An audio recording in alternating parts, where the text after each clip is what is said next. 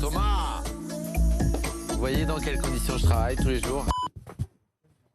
Ah! Salut tout le monde! Aujourd'hui, rien ne va plus. Déjà, on a un mec qui a sa fête. C'est Pierre Fourier. Donc c'est une personne et pas deux. Vous appelez Pierre Fourier. Alors, homme d'église, vu à l'époque comme le prêtre idéal. Voilà. Autre chose qui ne va pas aujourd'hui, c'est la journée nationale de laïcité, mais également la journée, tenez-vous bien, de prévention des génocides et la journée mondiale des Nations Unies contre la corruption. Donc, 3 sujets hyper importants, laïcité, contre les génocides et contre la corruption.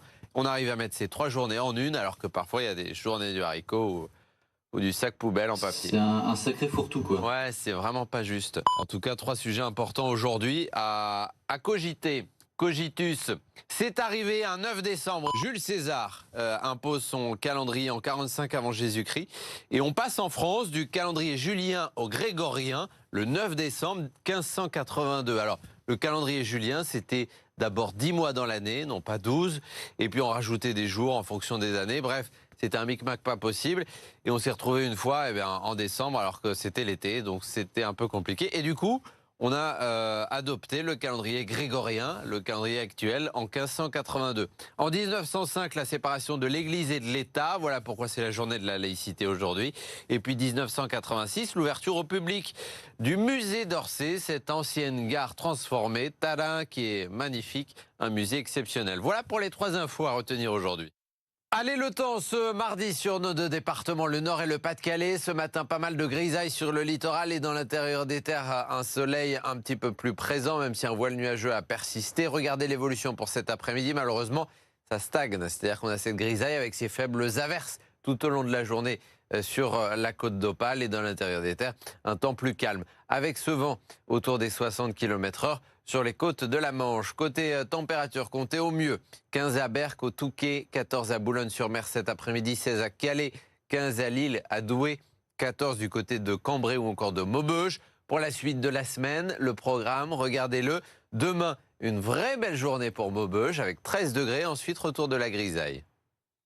Et puis aujourd'hui, mardi, comme chaque mardi, c'est conseils et jardinage. On va retrouver Hubert du magazine Rustica que vous retrouvez en kiosque. Bonjour Hubert. Bonjour Colas. On est nombreux à récupérer nos noyaux d'avocat pour en faire quelque chose, ou en tout cas tenter, mais il ne s'agit pas d'un noyau. De nombreuses vidéos et tutos expliquent comment faire germer un noyau d'avocat. Or, c'est une grave erreur. Il ne s'agit pas d'un noyau, mais d'un pépin, d'un gros pépin. Alors un noyau, c'est quoi? Voici un exemple. Ce sont des noyaux de pêcher. On va retrouver aussi bien des noyaux de cerisier, de prunier. Alors, la particularité, c'est qu'ils ont une coque dure et à l'intérieur de cette coque, il y a une amande. La vérité botanique plaide pour corriger cette erreur. L'avocat ne possède pas de noyau à l'intérieur. Alors la grande différence entre un noyau et un pépin, c'est certainement pas ni la forme ni la grosseur. À chaque fois, le pépin n'a pas de coque. Il est nu, la graine est tout de suite apparente. Comme on vous explique souvent comment faire germer un pépin d'avocat, pour récolter un avocat sur un avocatier, il faudra attendre 10 ans. Merci beaucoup Hubert. Vous avez des questions jardinage ou envie de discuter, envoyez photos et vidéos de vos balades via WhatsApp au 0613 024 693 ou par mail à colas@bfmlocal.fr. Excellente journée à tous.